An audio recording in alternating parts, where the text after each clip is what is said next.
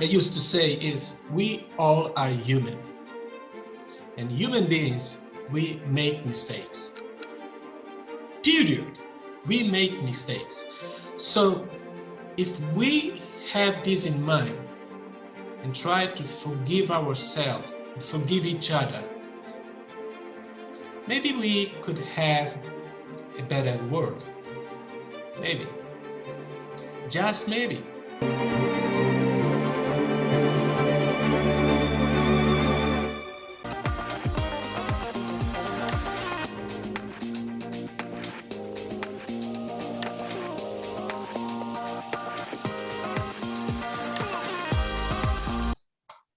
Hello, Izidro. Hi, Patricia. How are you? Very good. How are you? I'm good. I'm good. Yeah, perfect. Excellent. I'm so happy that you said yes to coming on my show, Break Time with Patty. Come on, Patty. Come on, Patricia. You had the Verity here.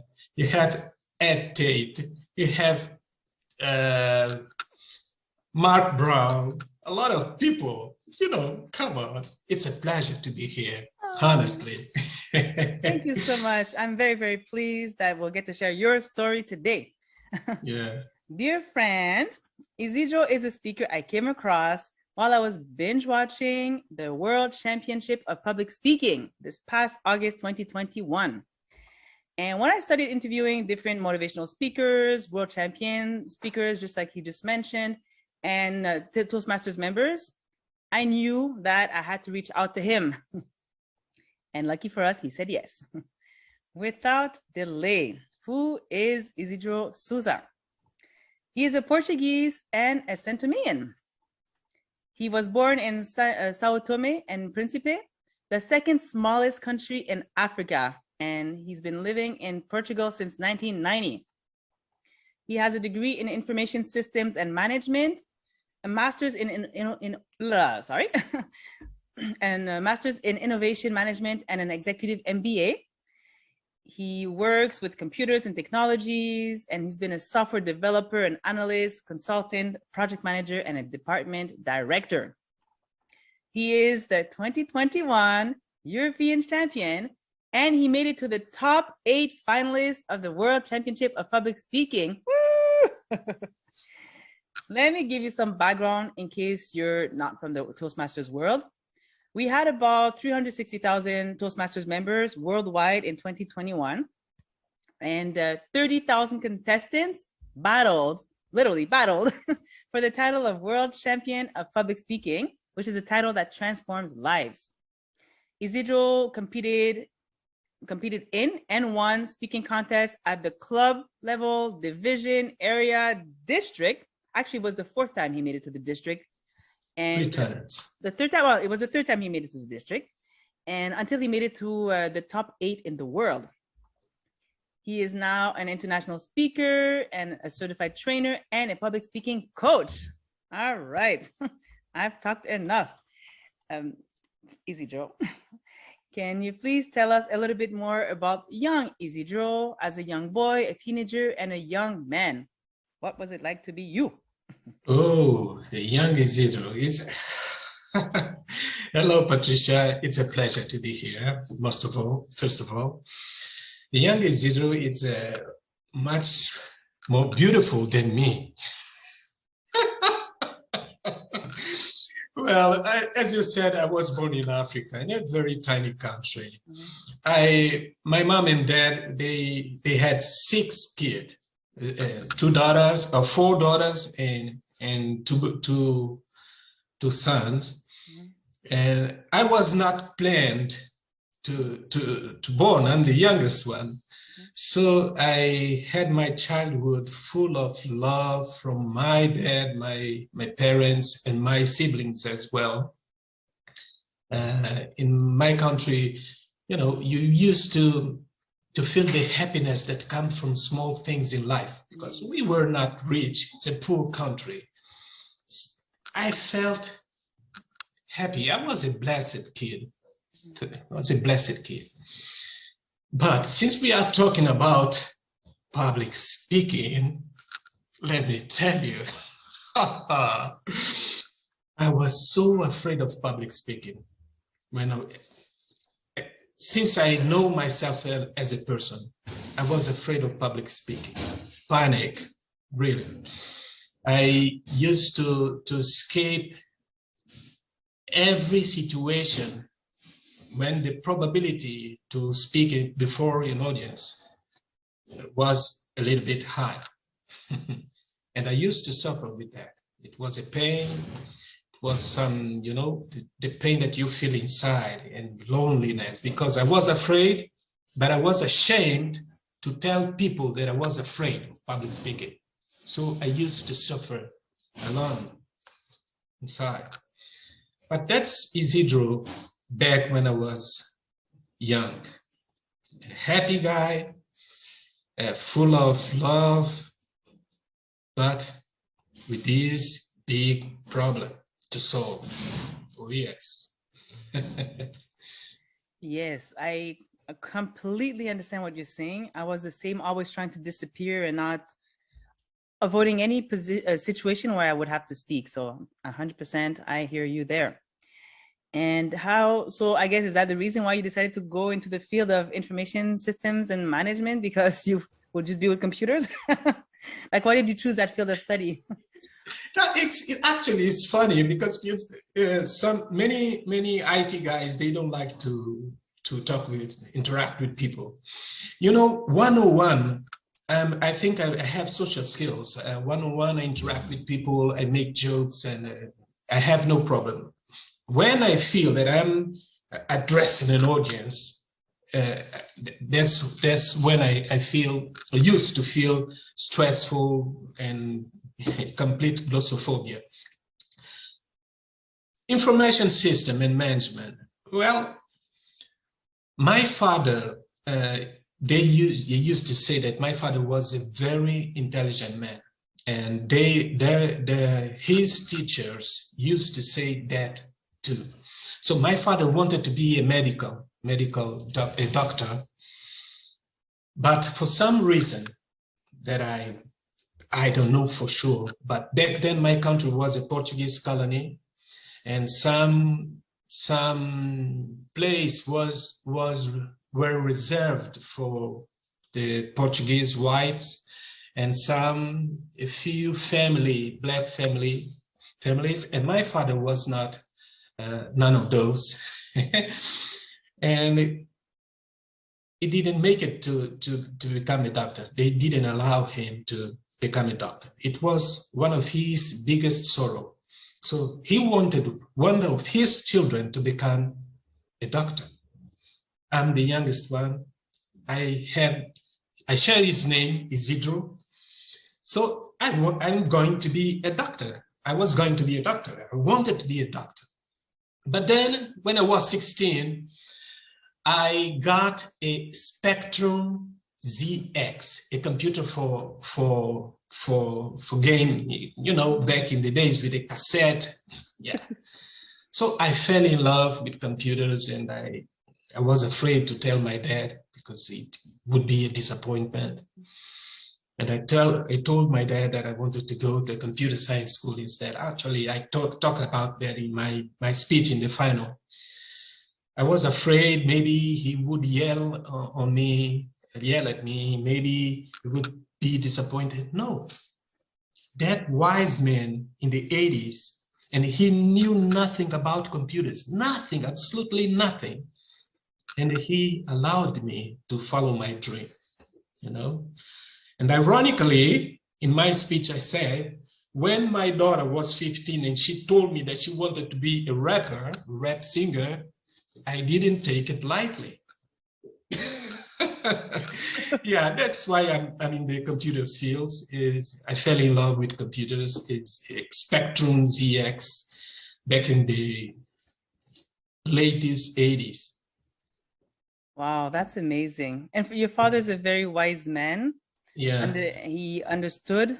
And because not many people actually find a passion in that young. Like my daughter is 19 and she's just now looking for a program to start university here. And Yeah. It's just like, how are you supposed to know when you're that young? I didn't know what I wanted to do back then, right? So at 16, falling in love with a computer. Yes, I totally, that's excellent. Yeah. And I think I wanted to be a doctor because my father wanted me to be a doctor.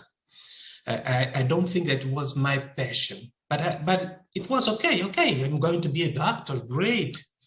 But then when computer came and grabbed my heart, no, and you were way. his last hope because you were the last of the 6 children, right? Yes. So what But about you the know other what? 5? No, they economists and engineer and so on. But you know what is great? What is funny is that he has, when he died, he had already 4 granddaughters, medical doctors. So he was full of joy and proud because he was a clinical analyst. Okay. He was not a doctor, but a clinical analyst. So he skipped a generation. He still made it. His legacy. Yes, for sure, definitely. Wonderful. Okay, so at this point, you're working in the computer field. I would like to know, Izidro, what was a turning point that made you want to join a Toastmasters club for the first time? You really want to know that? I need to know this. I love the story so much. It's a bit heavy. Ooh. I came to Portugal, as you said, in 1990 to go to university. I always had been a great student. Actually, when I finished high school in my country, I was the best in the country. Said that it is huge, but back then we had just 1 high school. So keep it. Yeah, and I started university, everything was great, but all of a sudden we had to present a group project. And remember who was afraid of public speaking? This guy. It was the most embarrassing moment in my life. I was shaking all over my body, my hands were sweating, my mouth was dry, and I forgot every single word in Portuguese. Yes, it was very embarrassing. And after that day, I started skipping school, skipping classes because of shame, because of embarrassment, because of fear, and tough days. And when that happened, you suffer a lot. And I didn't share with anybody. I just started skipping classes because of that. When I finished university, and I had an internship to finish university. In my internship, I started doing well. I got 2 raises in my salary, but then the university told me that I had to apply to present my internship report. And I couldn't sleep at night. My performance started to be very low in my job. I started arriving late job. They called me to have a conversation with me, but I was ashamed to admit that I was afraid of public speaking. What's going on? I think that they thought that I was in, party all night long or something like that. And at the end of November 1997, I was fired. The same guy that got 2 raises in his salary in a year got fired because he was afraid of public speaking. The fear of public speaking can damage your life inside and outside. And I remember in December, the Christmas Eve, I was unemployed, living in a small room, thinking about life.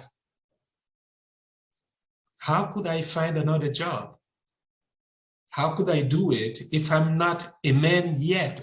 For me, every single grown-up could speak in public.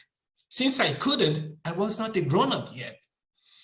Should I return to my country and being considered the loser of the family?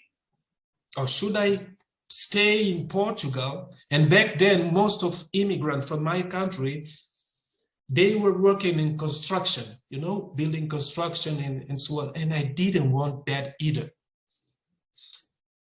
And I don't want to, you know, I'm a blessed one, really, but the truth is the truth. This is 2022, but back then it were 1997. Can you imagine a black guy like me with 1 meter and 88, I don't know how to say it in meters.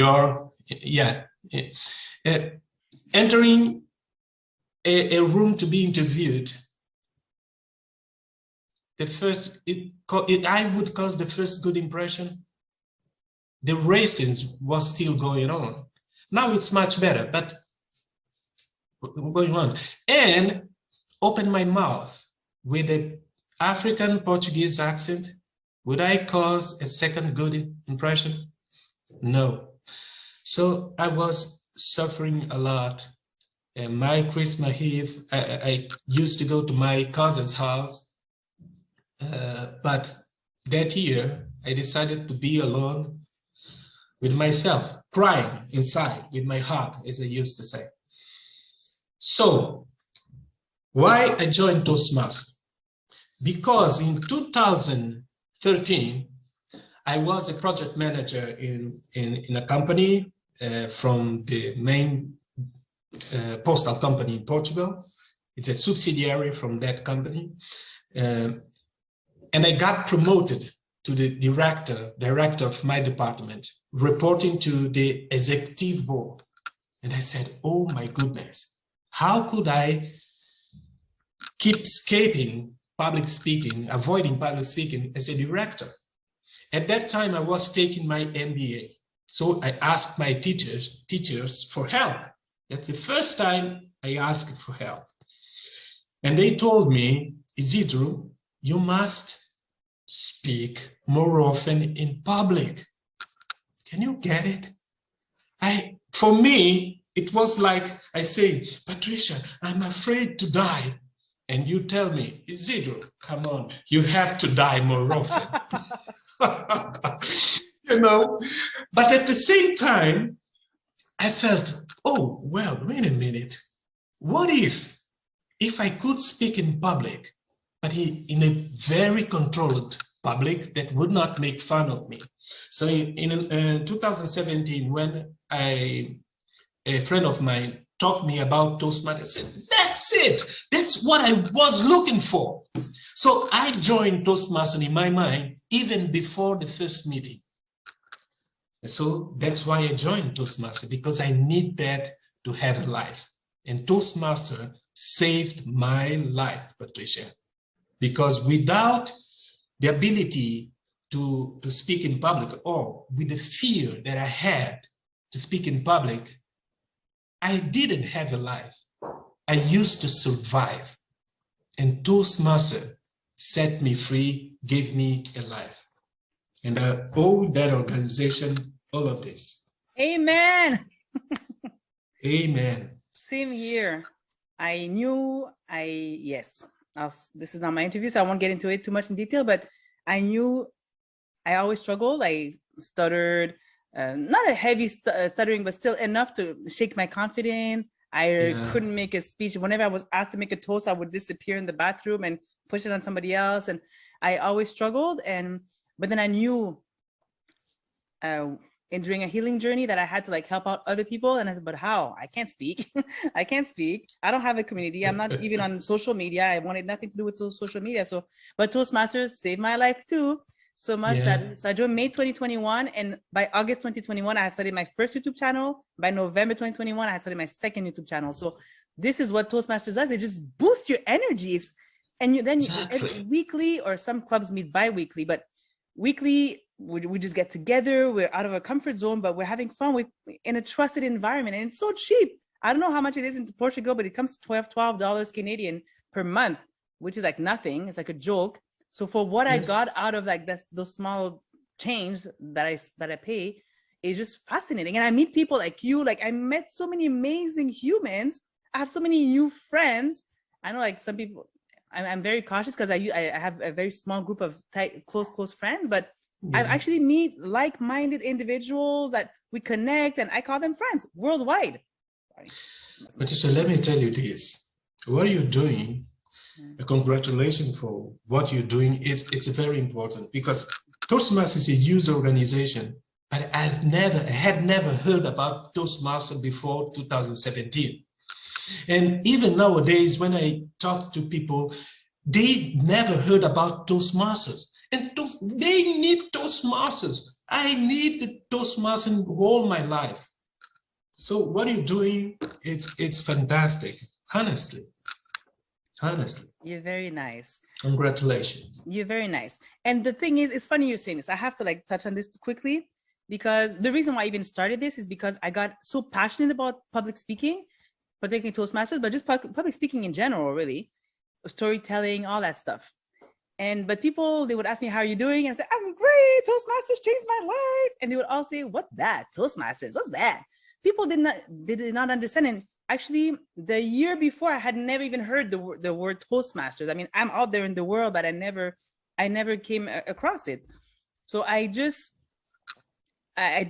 and then the moment that I explain what I do, they go, oh, I could never do that. I can never do that. Still now I have some friends, I had to like twist their arm to come visit as an observer. And I'm like, oh, this is fun. Just last week, a colleague came, super shy girl, bright, brilliant girl, super shy. And like, oh, I could never. But she came, and they all have now I have a few of them that are getting it now, because they're seeing my progression from like, really, I sucked. I'm sorry, there's no other way. It's not good to speak negatively of ourselves, but I really struggled to express myself. And now look at me, I can't even stop talking at this point. So, but they're seeing what it's transformed my life. So now and they have business owners, there's some lawyers, like all different professions, and they're all joining in on the fun, because it's cheap fun. Yes, of course. And you find a family there, family worldwide, networking, a lot of, in my case, my English now, I consider my English bad, but it will be great one day, I promise. My English in 2017 was just enough to read technical books about technologies and so on. So it was much worse, believe me.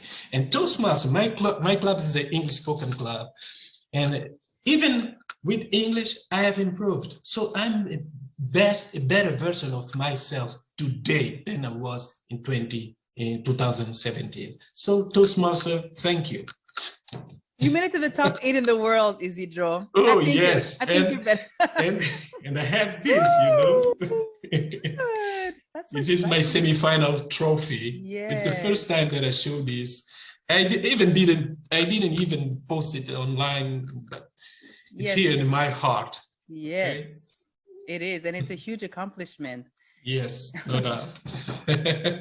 So at this point, you're Toastmasters members, and you've played so many different roles. You clearly got in, because even for leadership roles, because clearly we can, Toastmasters is whatever you want it to be, by the way. Some people, they just want to show up, not even participate. You can do what you want. You can just show up, just look at people having fun. You can start participating in roles, or you can actually even lead the club by taking the vice president of public relations, membership, president of the club. And we're a family, right? So you've done all those things. Yes. And I guess you got a lot out of it. Yeah, of course. Yes. Of course. I was first vice president for membership, then vice president for education. Last year I was the president. This year I'm immediate past president and vice president of public relations.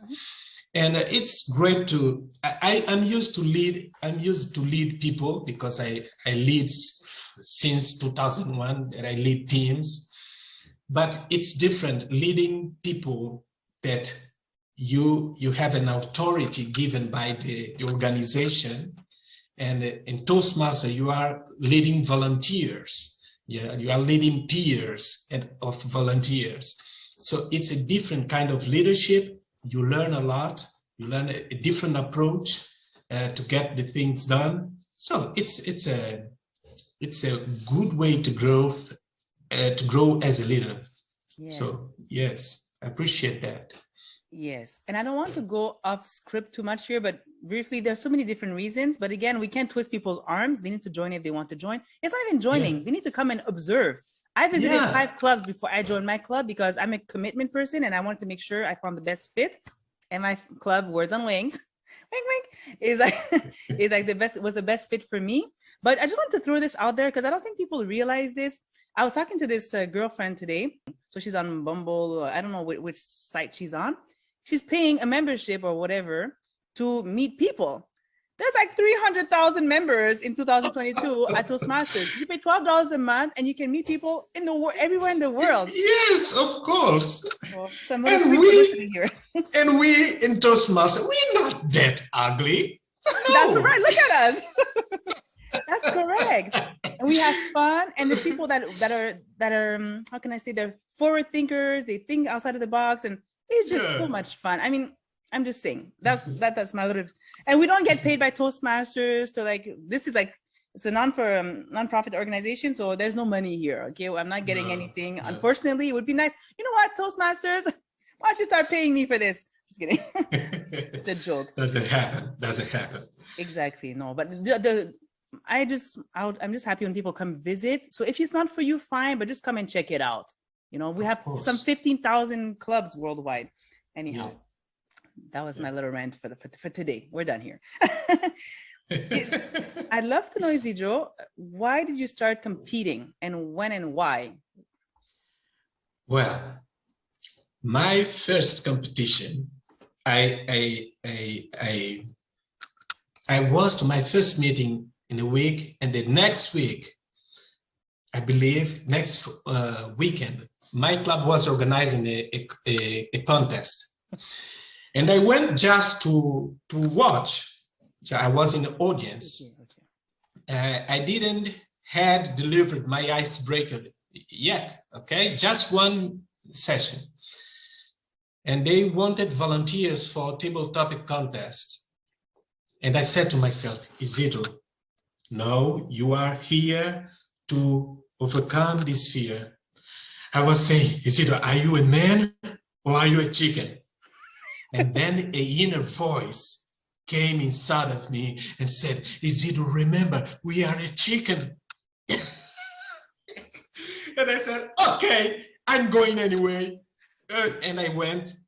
Table topic in English. I was so bad. I was not placed, of course.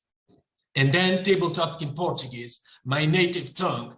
And I dared to match my English performance. So bad. So bad. But, you know, I don't consider that competing because I was not there to compete. But in 2018, I decided to compete the following year. I decided to compete because I was getting used to my club. So I need a different audience and a wider audience. So I decided to compete. In 2018, I won the evaluation speech contest in Portuguese, my club, the area and division. It was the last stage because it was in Portuguese.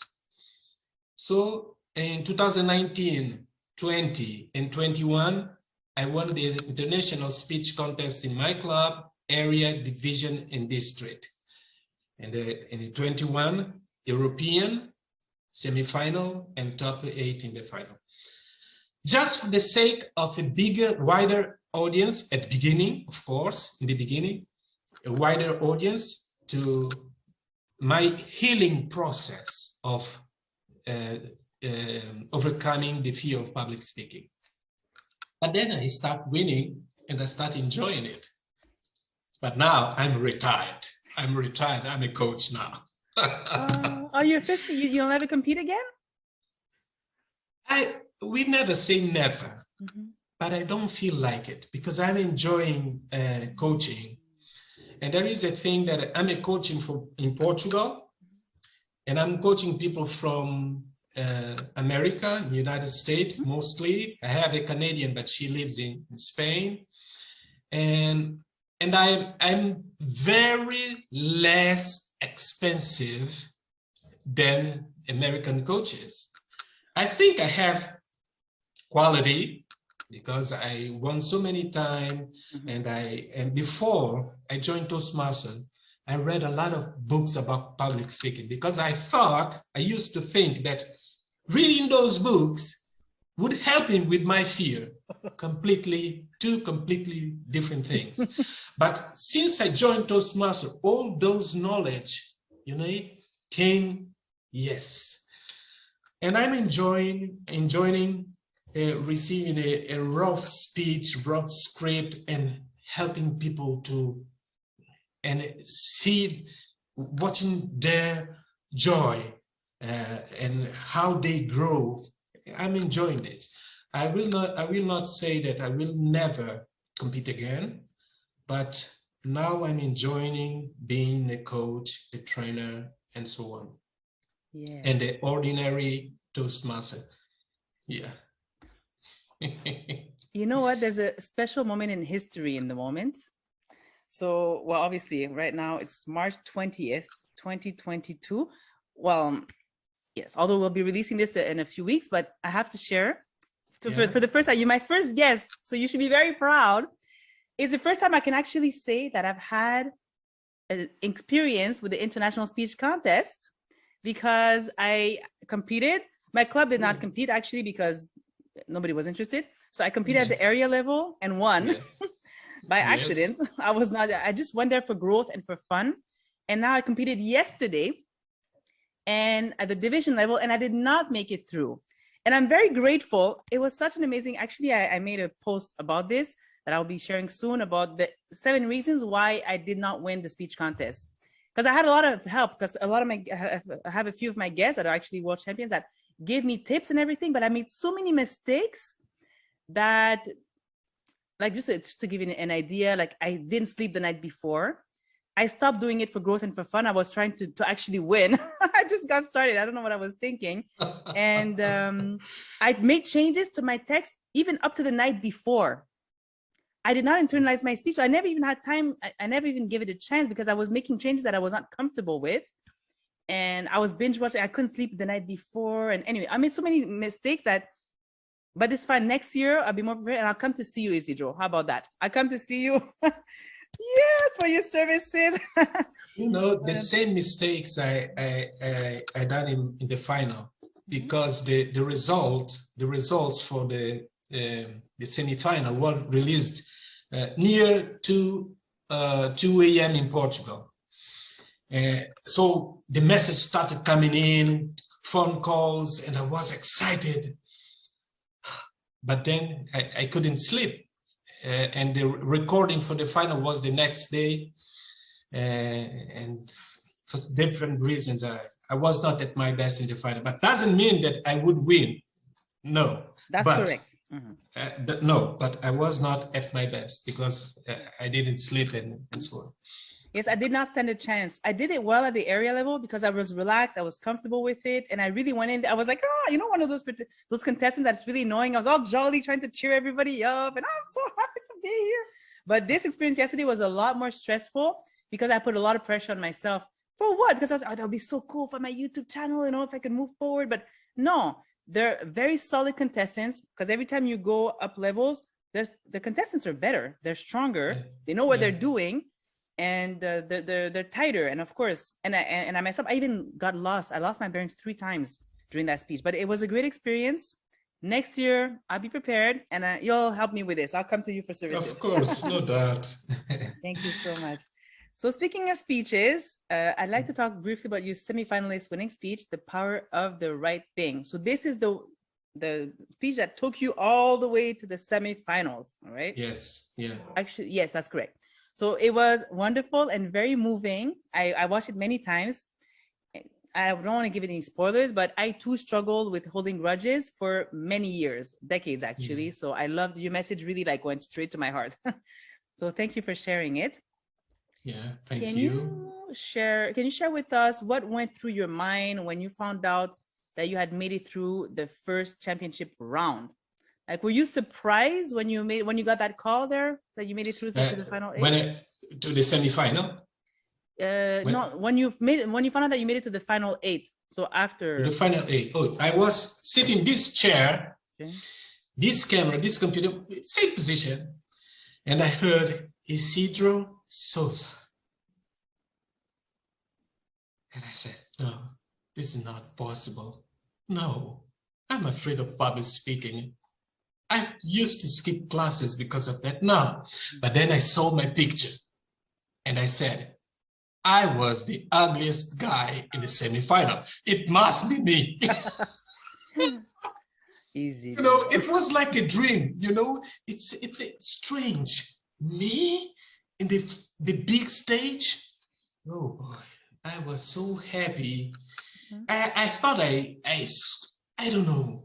I don't know what I did because I was so happy. And I posted in our district group. Everybody started sending messages, phone calls, you know, at 2 a.m. in Portugal. I couldn't believe it. Really, I couldn't believe it. Yeah, it was such an amazing story.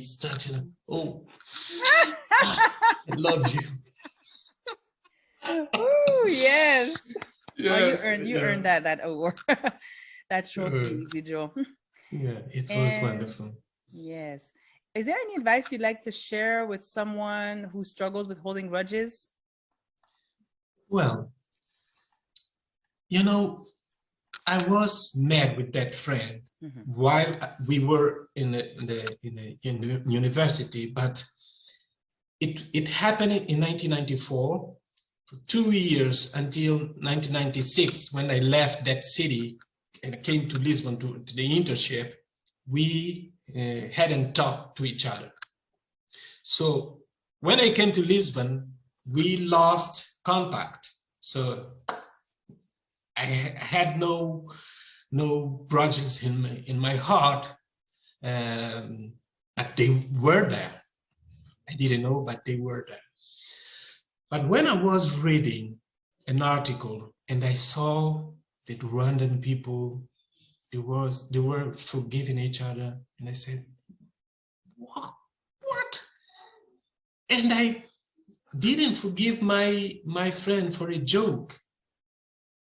So when we started talking again, I felt, you know, something out of my chest, like a freedom.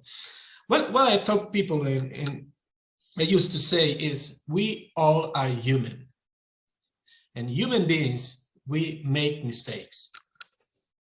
Period. We make mistakes. So if we have this in mind and try to forgive ourselves, forgive each other, maybe we could have a better world. Maybe. Just maybe. Who is me? You know, I know nothing, but just maybe we could have a better world, because we are human beings and we make mistakes a lot. Absolutely. I have nothing else to add to this. Yes, definitely. And okay, I'd like to know, because you're still the head of systems and production support where you work, right? So how do you reconcile your job, your speaking engagements, and leading workshops and coaching people? How do you make it all fit in one day? When I got new job after being fired, when I got a new job, I decided that I would quit university. I would not present my internship report. And when I took that decision, I started sleeping well, and I started a new job in January 98, and I said, Isidro, you have this problem of public speaking, so you have to work hard. If this ghost of public speaking come again, you have credits for not being fired. So I became a workaholic. I used to work a lot, weekends, nights, work a lot just to have this credit, you know. And today I still work a lot. But now what I do is I work in my coaching projects in the weekend and nights. And while I am at my job, I try to focus in my job, not to have an impact.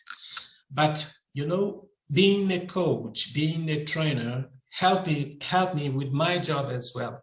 Help me with how I listen to people, how I teach my team, how I talk to them, and help me a lot. So I think that in all levels, being a coach are helping me as a coach and are helping me as a director of system and production support as well.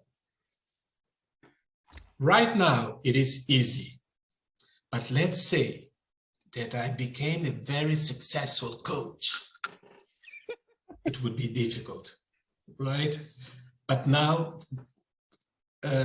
so far, so good. Yes. I'm not there yet. Oh, you're going to get there. You're going to get there. It's not if, it's when. Of course, let's see. Yes. And it's funny because it's the same thing, because I have a full-time job that I love very much. Hello. My boss and my colleagues, they actually watch me. So, but I have to be careful with what I say. I'm just kidding. But yeah, so everything that I do actually on my YouTube channels, it's in the evening and on the weekend.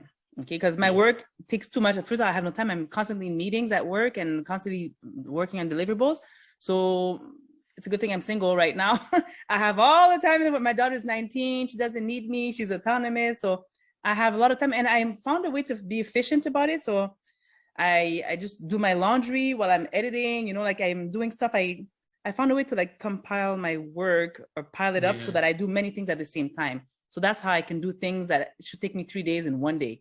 But one day, if ever I really start exploding on YouTube, I may have to, like, you know, take some leave from work, or I don't know how I'm going to work, but we're not there yet. So I'm enjoying this humble state in the moment, where I don't have many followers too much. I have some, but it's not out of control. I don't have like 50,000. No, your channel is recent. Yeah, it's new. So you have a lot of followers for the age of your channel, if I can say that. Yes, but I'm not working for followers. I just want the right people to get my message. So whoever you are in the world, I don't care if there's 5 of them. If they need to hear my message, your message, hear your story, if that could help them change their life, I feel like I am successful already.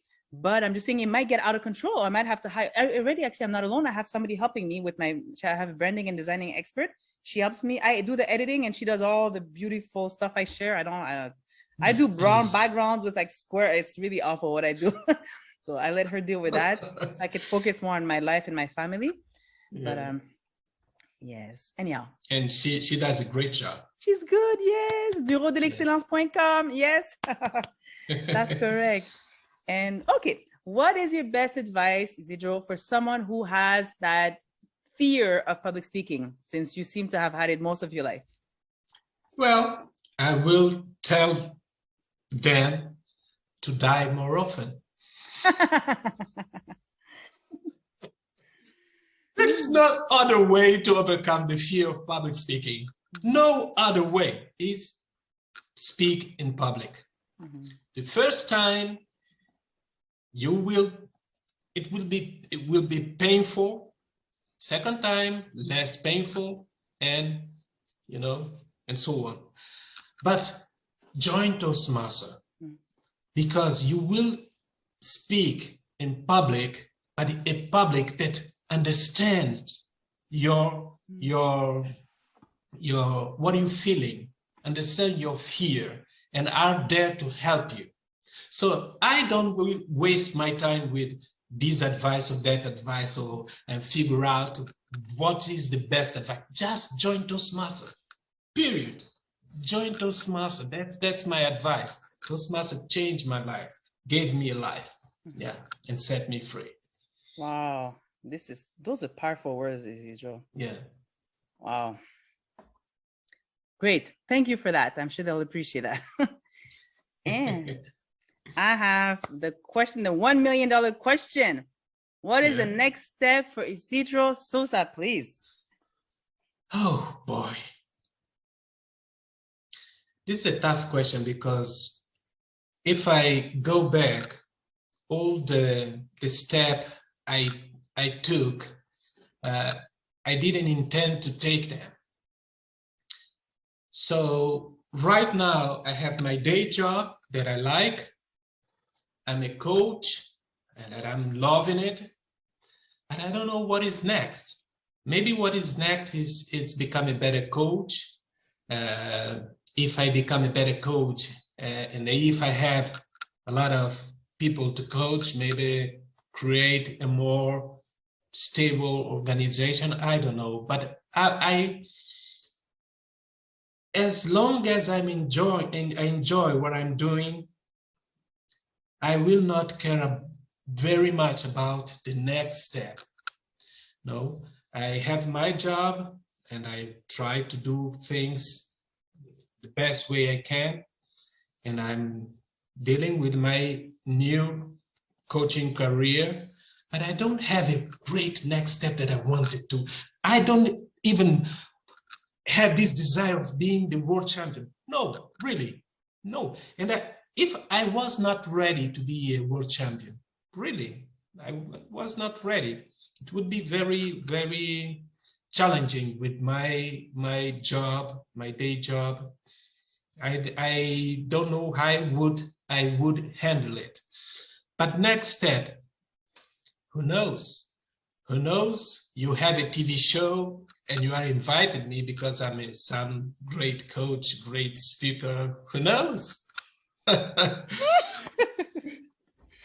Just throw it to the universe. Let's see. Yes. Oh, yes. This is wonderful. And I know you'll have great things. And I love what you said, because what that means to me is, first of all, you're content, you're happy with your life. That means you're right where you need to be. And on top of that, you're appreciative and you're grateful of the present moment. So you're living in a mindful way and in a present way, which is wonderful, Izidro. So I think you're ready where you need to be. Thank you very much, Patricia. I feel, honestly, I feel blessed with Toastmasters, and it's an honor to be here, and I'm here because of Toastmasters. Yes, and I'm here because of Toastmasters too. So yeah. So see, exactly. That's our point exactly.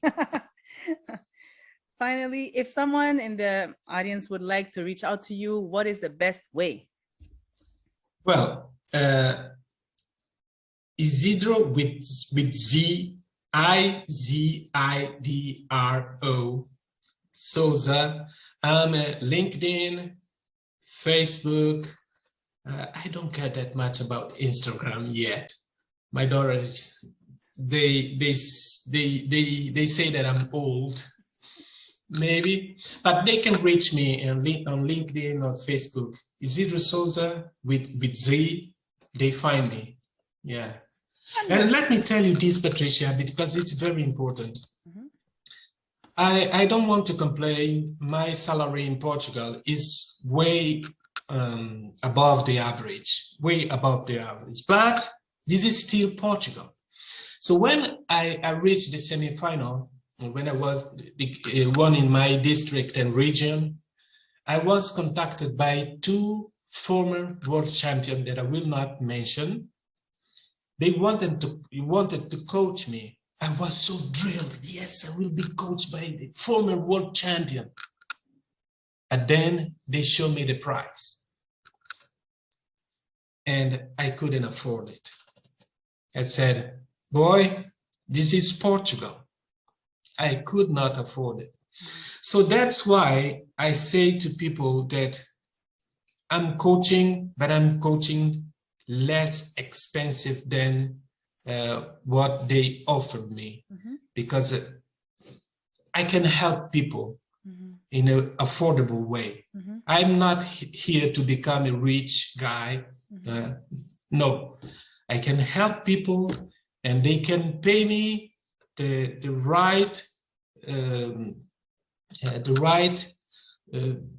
fair price for my time, and for my time and for my knowledge. You know, I think that's fair. But I'm not criticizing the great coach out there, because they are a different level. So of course they have a structure, maybe they have teams, they have a lot of things. I'm not criticizing, but for most people in the world, they will never have they could not afford, they cannot afford that money, so that prices, so those prices better. So I'm less expensive, yes, by now. Yes, for now. So we don't know when they watch the video. But I hear what you're saying, and I agree. I'm prepared to pay the price to get help. Okay, so in this anyway, I understand some people, like, they're paid speakers, they're certified speakers, they paid a lot of money to get to where they are, and some people are prepared to pay the price.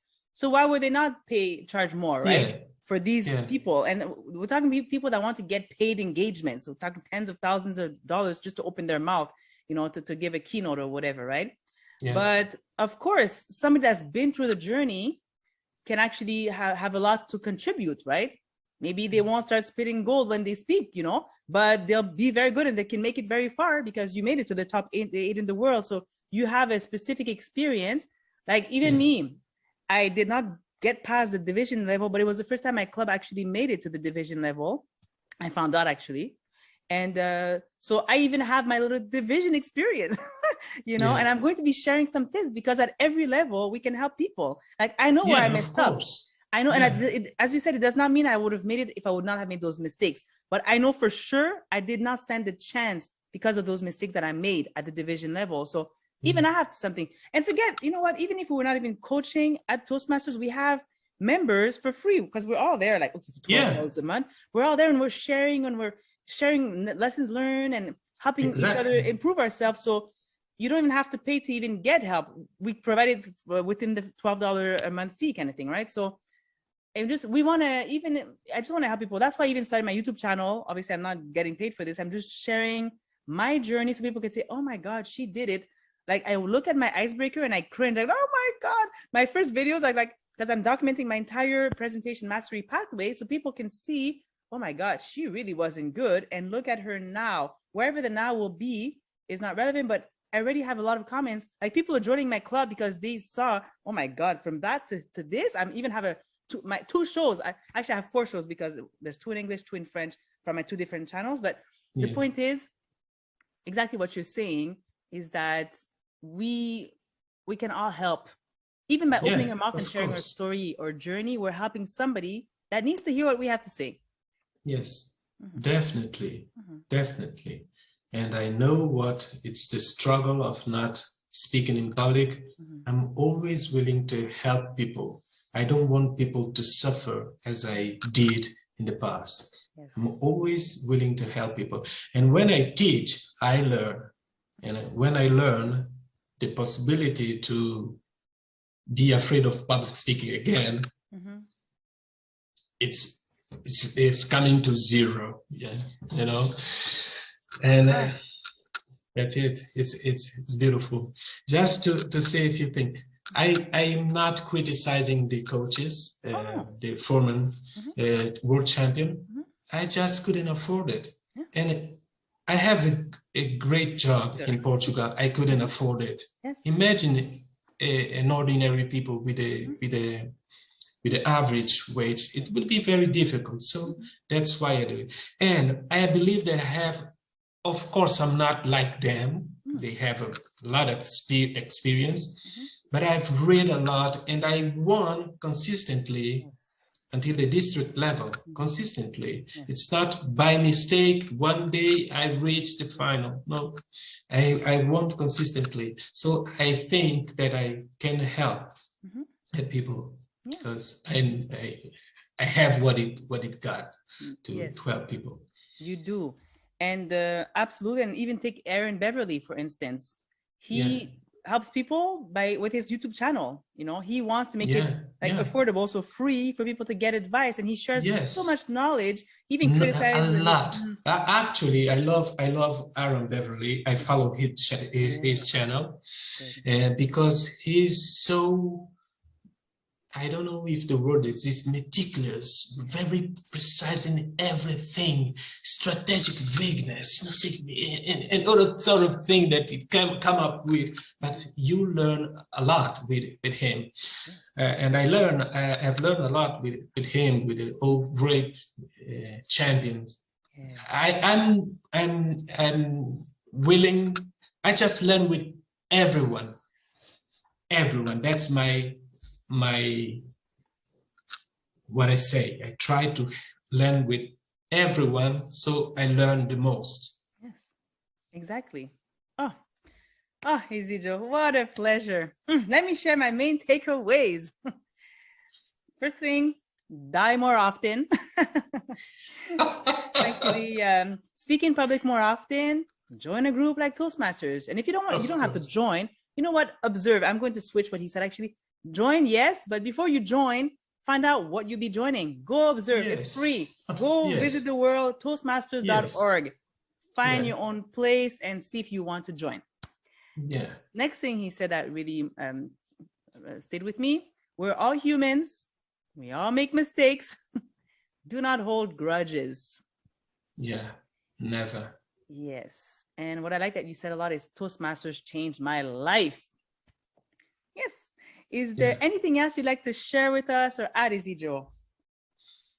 Well, when this interview will be released, it's already in my workshop that will take place in April 2nd.